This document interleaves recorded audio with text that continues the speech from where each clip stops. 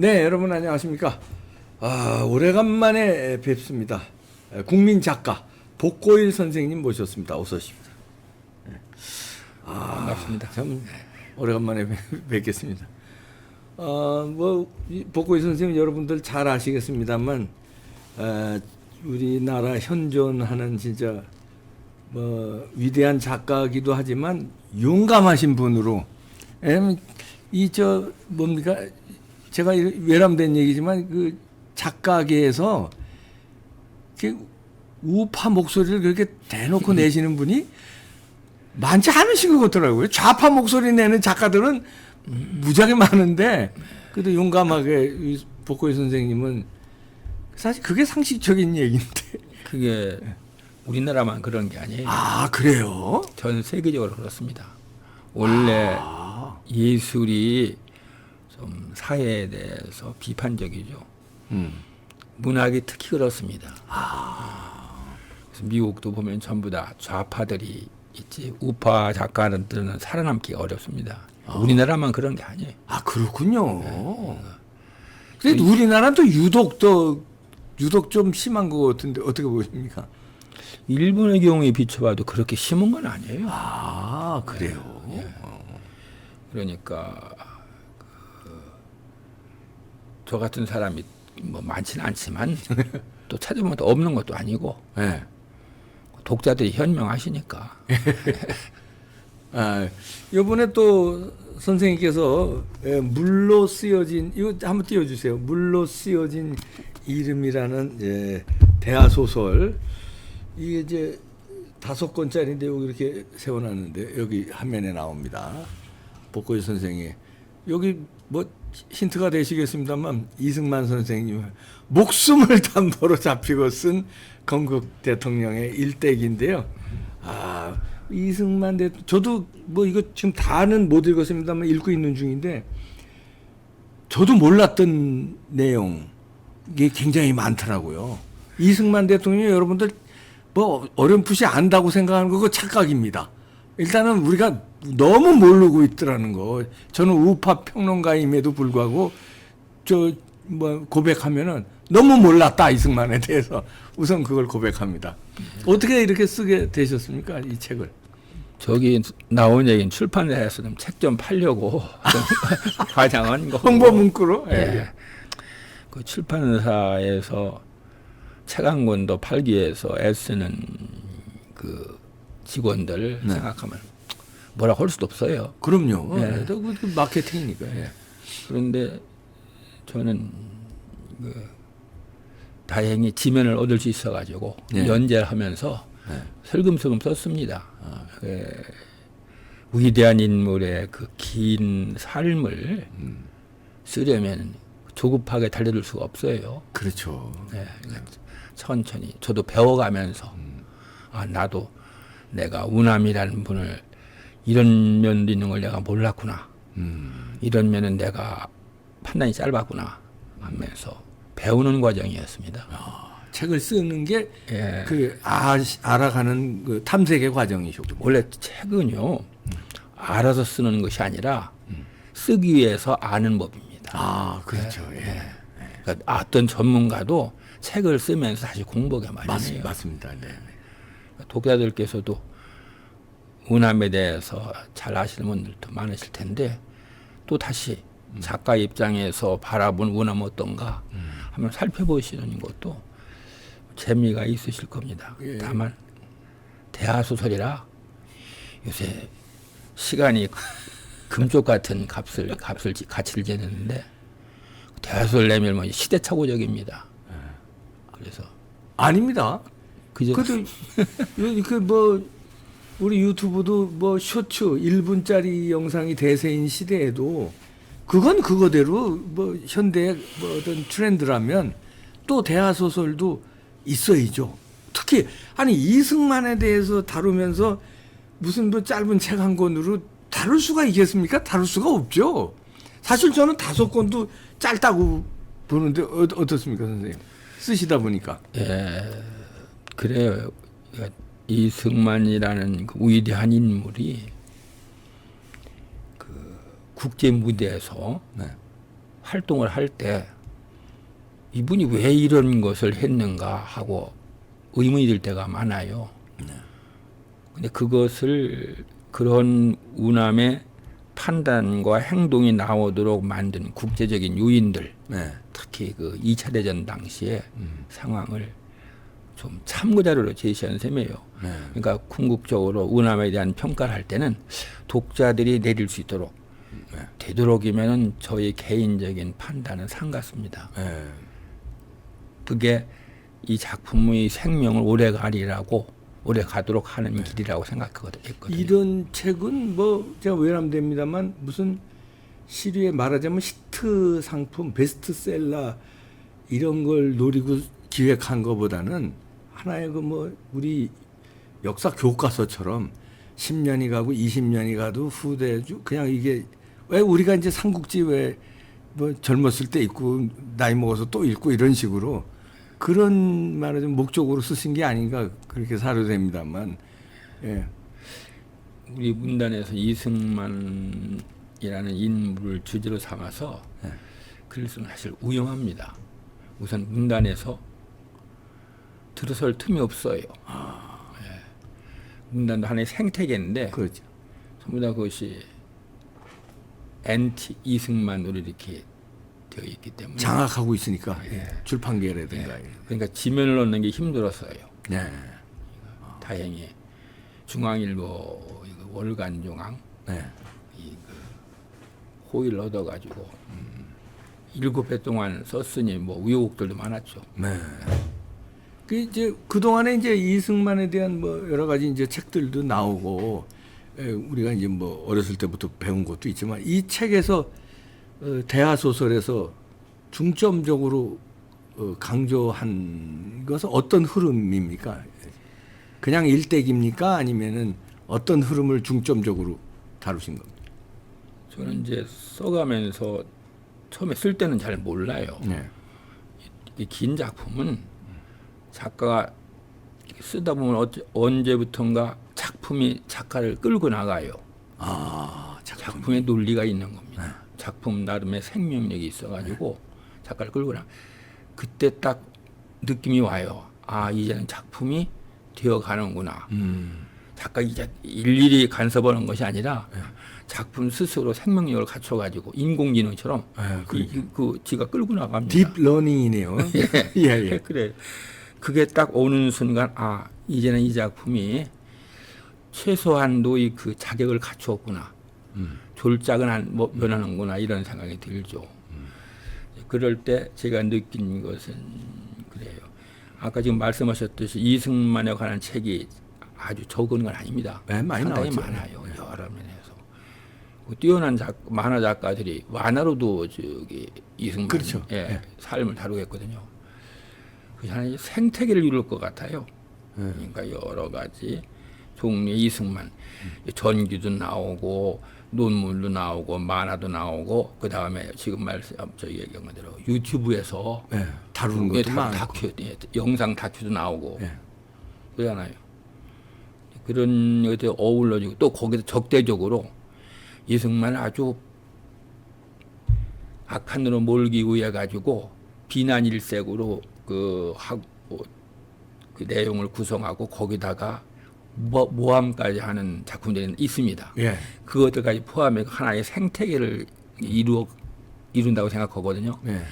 저는 그때 다른 책들을 읽고 의문을 가지고 좀 더 진지하게 생각해보자, 운암에 대해서 알아보자 하는 사람들이 있을 때 궁극적으로 찾아오는 것 그런 그 작품이 필요하다고 생각했죠. 그래서 되도록이면은 저는 제 감정, 제 판단을 물리치고 사실만 놔야겠습니다. 그래서 불만이 들어와요. 이게 2차 대전 사지 무슨 이승만 전개 수설이냐. 아, 그러니까 실화에 가깝게, 실 역사에 가깝게 실 역사를 조명했다 이렇게 보는 거예요. 그렇죠. 그 역사하는데 역사는 이게 무미건조잖아요. 우리가 역사책 많이 이건 소설은 이야기니까 예. 이야기 좋기 위해서 약간 제가 이제 설명을 하는 거로 해가 끌어나가는 거죠. 그러니까 하나의 긴 이야기라고 보면 되는 거죠. 네. 삼국지 그 정사가 있고 예. 삼국지 연의의 그 소설이 있잖아요. 어떤 거 보면은 정사하고 소설하고 틀린 게 이제 그 학자들에서 많이 이제 입증도 되고 그러는데 이거는 정사에 가까운 겁니까? 아니면 삼국지 소설처럼 예. 정사하고 좀 다른 게 많이 가미가 된 겁니까? 그 삼국지 연의는 네. 뒤에 나왔죠. 네, 뒤에. 예. 그리고 이제 일반 대중들을 갖다 즐겁게 하기 위해 가지고 그 도덕적 그 성격을 강하게 이제 품었어요. 네. 그런데 원래 정사인 우이지의 그 우리나라 때 그 정통을 세워갖고 이제 삼국지는 그것이 아니고 이제 실제로 나라를 다스린 우리나라 진나라의 그 정통 기록. 그 계보에서 네. 그 이제 그 관점에서 쓴 거죠. 네. 그러니까 둘이 다르죠. 저는 말하면 정사에 훨씬 가깝죠. 아, 예. 그러니까 재미는 별로 없을 거예요. 예, 무슨 말? 아주 삼국지 재미있- 연의가 원래 재밌잖아요. 예. 아니 근데 이것도 재밌던데요. 제가 네, 볼 때. 예. 그리고 중간 중간이 그 저는 이게 사진인 줄 알았는데 사진이 아니더라고요. 예. 중간 중간에 이 자료 사진이라고 그럴까 이게 굉장히 많이 들어가서 아 그것도 그 읽는 재미를 이제 이렇게 참고가 됐는데 이게 사진이 아니라면서요? 예, 사파인데 사파. 오 근데 굉장히 사진 같아요. 예, 이거 시작할 때 사파가 이제 필요해서 네. 제 딸아이에게 이제 부탁을 했죠. 네. 그래가지고 이제 유화로 한 달에 2점씩을 그렸습니다. 네. 그러니까 어떤 면에서는 저보다 그 유화를 그린 제 딸아이가 고생을 많이 했어요. 공동 작품이네요, 그러니까 그렇죠. 따님하고. 예. 이런 농담으로 이제 51%는 딸내미 공이고 49%가 애비 공이다 그러죠. 아이고 그래도 또 글이 더 중요하겠죠. 근데 그러면은 우리가 이제 예를 들어서 이 책에서 이제 이승만의 대하 소설에서 우리가 몰랐던 이승만의 매력 어떤 게 있을까요? 그분이요. 저는 네. 제 개인적으로는 제가 성질도 급하고 화도 잘 내고 안 급하신 것 같은데요? 제가 젊을 때 아주 직장에서 아주 제쳐놓은 사람입니다. 아니 근데 좀 이렇게 말도 천천히 하시고 그리고 충청도 분이시잖아요. 예. 그러면 좀 느릴 것 같아요. 급하세요? 예. 제가 가장 레디컬한 우파 아니에요. 예. 저 그렇죠. 항상 급진파거든요. 예. 이승만의 매력이 그겁니다. 이분이 생각이 늘 급진파예요. 아. 만민공동에 나가가지고 군주제 폐지하자고는 그런 방향으로 이끌었어요. 왜냐하면 군주가 계신데 고종 황제가 계신데 막 인민들이 들고 일어나서 이거 하라고 정부 요구를 했어요. 정식으로. 이게 일종의 민주주의를 향한 첫걸음이거든요. 네. 그걸 주도한 분이 이승만이에요. 서른인가 22살 됐을 때 그렇게 이끌었어요. 근데 이번도 싸워요. 저쪽에서 이제 보부상들이 네. 그 몰려왔어요. 정부에서 동원했죠. 이분들은 이제 보부상이니까 네. 그 걷고 매구서 멀리 장사를 하니까 힘이 좋죠. 네. 몰려오니까는 게 이승만 대통령 도망간 게 아니라 야 우리 나가자고 나가갖고 몽둥이 된 사람들한테 맨손으로 달려들어가고 싸웠어요. 그래 발길로 그 상대방 두목을 걷어찼는데 누가 뒤에서 꽉 껴안았어요. 그러고서 이승만 씨 속은 무린 거예요. 빨리 도망치세요 그랬다고요. 네. 돌아보니까 아무도 없어요. 다 도망간 거예요. 딱 한 분만 자기만 남아 있는 거예요. 네.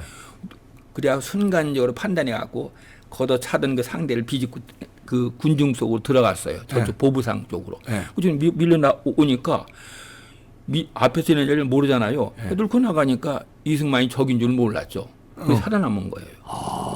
그게 어디냐 하면은 정동, 지금 덕수궁 그 자리입니다. 덕수궁 자리요. 예. 예.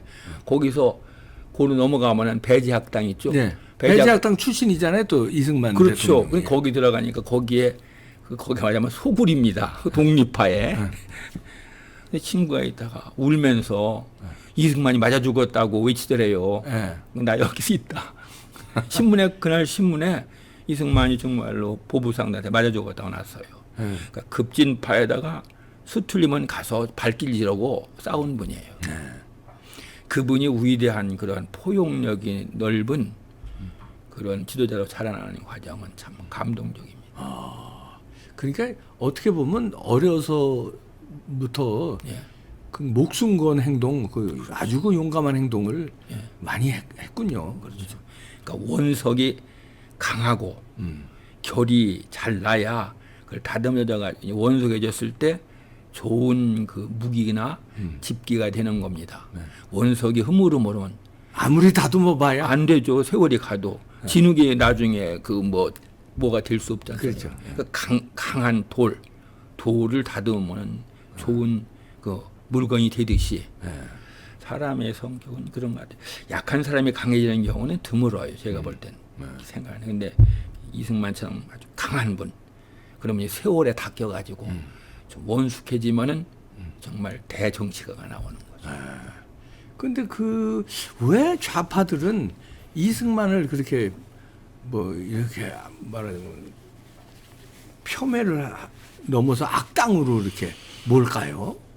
이놈들이. 그건 이승만이라는 분이 세계 최초로 반공주의자였거든요. 미국에서 영국에서 모두 다 그 볼셰비키 혁명이 미래라고 할 때 이분 혼자서 그거 공산주의를 받아들이면은 또 다른 주인의 노예가 되는 것밖에 안 된다고 설파하신 분이거든요. 그러니까 철저하게 반공주의자였고 그냥 반공주의자가 아니라 논리를 세워가지고 공산주의의 위험과 허구를 밝히는 분이니까 제가 공산주의자라고 우선 우남 이승만부터 미워할 거예요.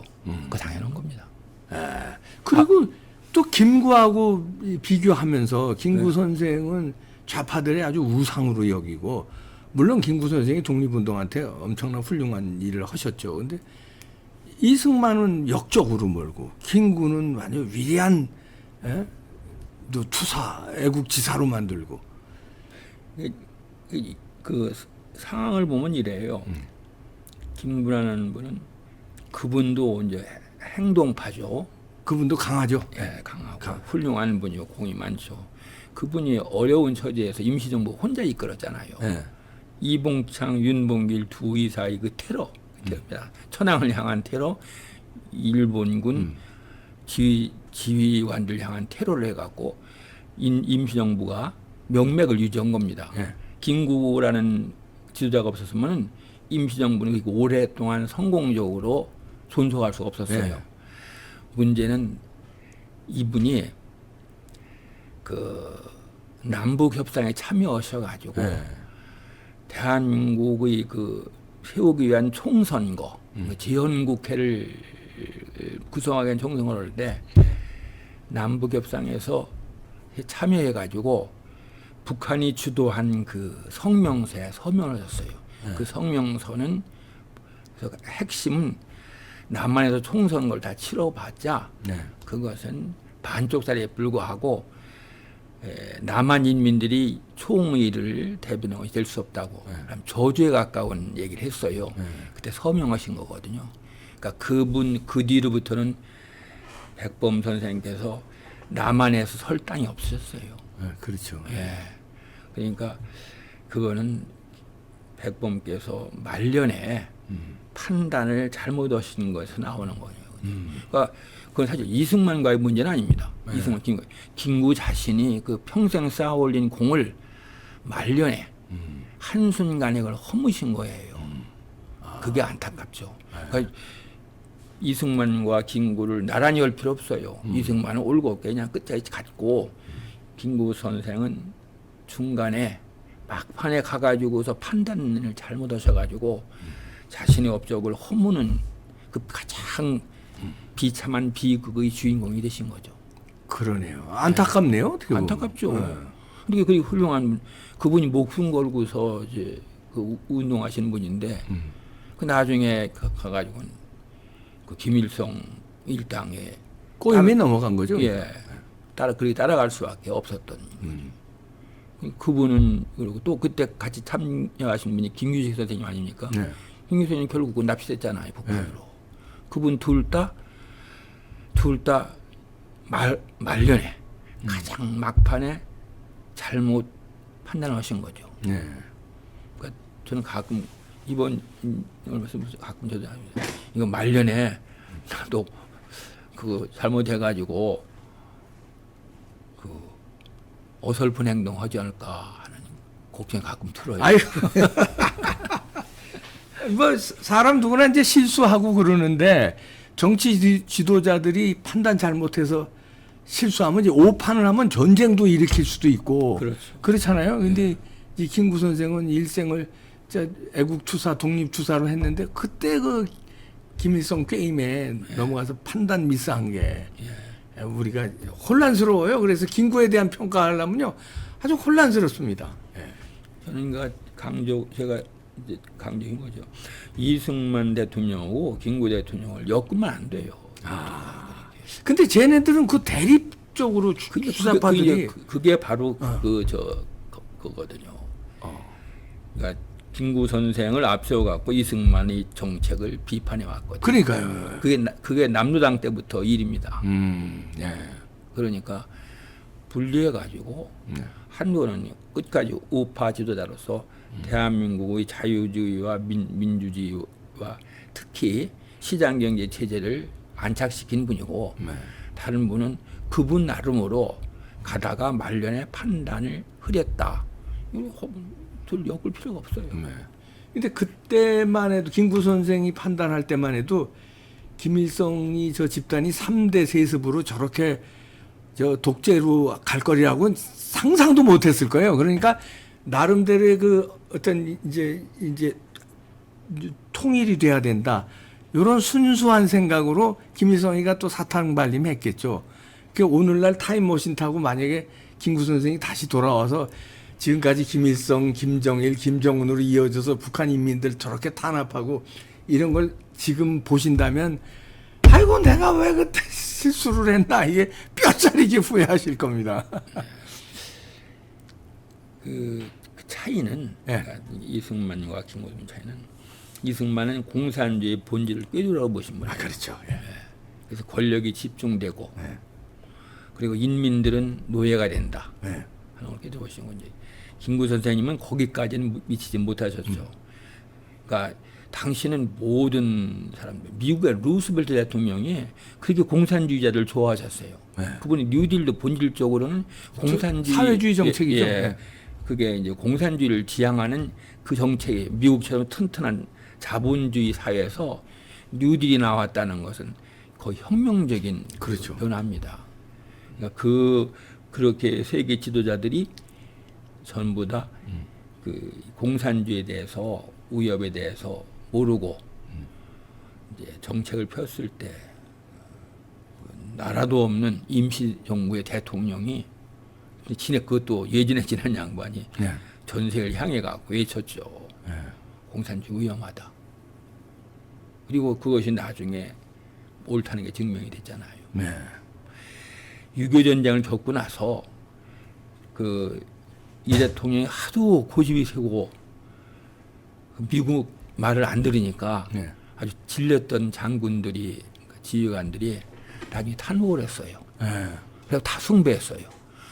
하와이에서 망명지에서 돌아가신 뒤에 그분들이 꼭하니 찾아와 가지고 프란치스코 여사한테 추모했어요. 사람들이 나중에 그 조그만 나라의 지도자들이 그게 아니라 전 세계적인 그 해안을 가진 지도자였다. 이제 드러난 거죠. 그 당시도 우리가 이제 이렇게 역지사지로 미국의 입장에서 생각해 보면 미국이 이제 점령군이잖아요. 전쟁에 이겨서 그냥 아주 지질이 못 사는 나라 그 일본의 식민지였던 나라를 점령을 이제 한 건데 그 하지 장군이 이제 뭐 점령군 사령관인데 그런데도 그 못 사는 나라의 그 지도자한테 꼼짝을 못 했다는 거 아닙니까? 그리고 아주 존경하고 이승만 대통령 앞에만 쓰면 그 등치 큰 사람들이 절절절절 기었대요. 그의 이승만 대통령의 그 예지력, 그다음에 앞을 보는 통찰력, 이런 거 사실 그 진주만 공격도 이승만 대통령이 예견한 거 아닙니까? 그것도 그 책도 내고 그래서 미국에서도 막 슈퍼스타가 된 건데 그런 통찰력에 이 장군들이 꼼짝을 못했대요. 그 당시도. 근데 역사적으로 나중에 10년, 20년, 지금 뭐 70년 지난 다음에는 더 그 가치가 더 이제 말하자면 그 빛나는 거죠. 그러니까 그 가치가 빛나니까 저 주사파 놈들은 그걸 어떻게든지 훼손을 시키려고. 그런데 이제 조금 이제 그 훼손한다는 게 업체 워낙 크면은 잘 안 돼요. 네. 여기서 삐지고 저기서 삐지거든요. 네. 지금 우리 국민들 사이에서 운함을 재평가해야 된다. 그래갖고 그분에게 합당한 그 지위를 마련해 드려야 된다. 뭐 이런 움직임이 일어나가지고 요새 이승만 기념 사업회. 기념관을 건립하는 이제 모임을 만들었잖아요. 예. 저도 거기 참여하고 있습니다. 네, 사진 저 기사 나온 거 봤습니다. 근데 반응이 뜨거워요. 네. 제가 느끼는 거. 네. 앞으로 이제 그게 기념관이 건립되면은 박정희 대통령 기념관이 박정희 대통령의 그 평가를 갖다가 바로 잡는 데 역할을 했잖아요. 네. 마찬가지로 운함에 대한 그 평가가 달라질 겁니다. 네. 저는 특히 그 할아버지하고 할머니 할아버지하고 손주들이 같이 손잡고 가고 사면 딱 둘러보면서 이분이 나라 세우신 분이냐 이렇게 할아버지 할머니가 이게 설명하고 손주들에게 가르쳐주는 그 장면을 생각하면 마음이 이렇게 그러네요. 그렇잖아요. 그렇죠. 저는 박정희 대통령 기념관을 아주 여러 번 들어갔는데 늘 아쉽게 느끼는 건 거기에 어린이를 위한 배려가 잘 안 돼 있어요. 급했기 때문에. 박정희 대통령 정말 그 산업을 발전시켜가지고 부강하게 만든 분이니까 위대한 분이죠. 할아버지가 가서 너희 할아버지가 이분 이런 일을 하실 때 너희 할아버지는 어디서 이런 일을 하면서 내가 중동에 가서 땀 흘리면서 했다. 손주에게 들려줄 수 있는 거 아닙니까? 그게 얼마나 큰 그 사회적인 그 유산이에요. 그걸 할 자리를 못한 것이 참 아쉬워요. 그러게요. 이승만 대통령은 그와는 경우가 다르지만 그래도 이분이 나라를 세우신 분이라고 자기 할아버지가 이거 또 욕먹는 할머니 할아버지가 손주들 이렇게 다니면서 이분이 그런 분이다. 생각만 해도 즐겁잖아요. 그럼요. 아니 근데 윤석열 대통령 시대가 돼서 이승만 대통령이 말하자면 대접을 좀 받기 시작한 것 같아요. 그래서 이승만 기념사업회도 정권 바뀌고 나서 좀 더 탄력을 받고 그전에는 뭐 지지부진했잖아요. 여태까지. 그래서 첫 모임에서 나온 얘기가 이인호 교수님. 이인호 교수님이네. 거기 보니까 제일 연장이시더라고요. 그러세요? 그 모임 뒤에 보니까 일단 그래서요. 아니다. 신영규 선생님이니까. 신영규 선생님이 신영규 선생님 있었고 다른 분도 이제 많으신데 그분이 이제 말씀하시기를 갖다가 윤석열 정권 하에서 해단 세워야 됩니다. 안 그러면 또 늦어집니다. 강조세. 절박한 심정이에요. 사실 그렇죠. 우리가 웃으면서 그 얘기하지만 사실 저는 절박합니다. 그게. 그러니까요. 이번에 무산되면 어느 세월이 될지 모른다 그 얘기죠. 그렇죠. 이번 윤석열 대통령 임기 내에 우리 건국 대통령에 대한 좀 말하자면 재평가 당연히 해야 될 재평가가 반드시 그 기념관 내지는 뭐 여러 가지 사업이 좀 자리를 잡아서 그 다음엔 무너뜨릴 수 없게끔 딱 정립을 했으면 좋겠습니다. 그거에 또 여러분들 그 이승만에 대해서 알아야 되는데 너무 재미있게 술술술술 넘어갑니다. 이게 또 이 소설이니까 소설의 형식이니까 이렇게 재미삼아 읽으면서 또 공부도 되고 읽으시고 자식들 손주들에게 읽어봐라 이렇게 주면은 좋을 것 같습니다. 내가 먼저 읽고 그다음에 읽어봐라고 주고 그렇게 물로 쓰여진 이름 제목부터가 재밌죠? 저도 이번 끝까지. 규칙이 덕분에 책 좀 나갈 것 같습니다. 복고일 선생님이셨습니다. 고맙습니다.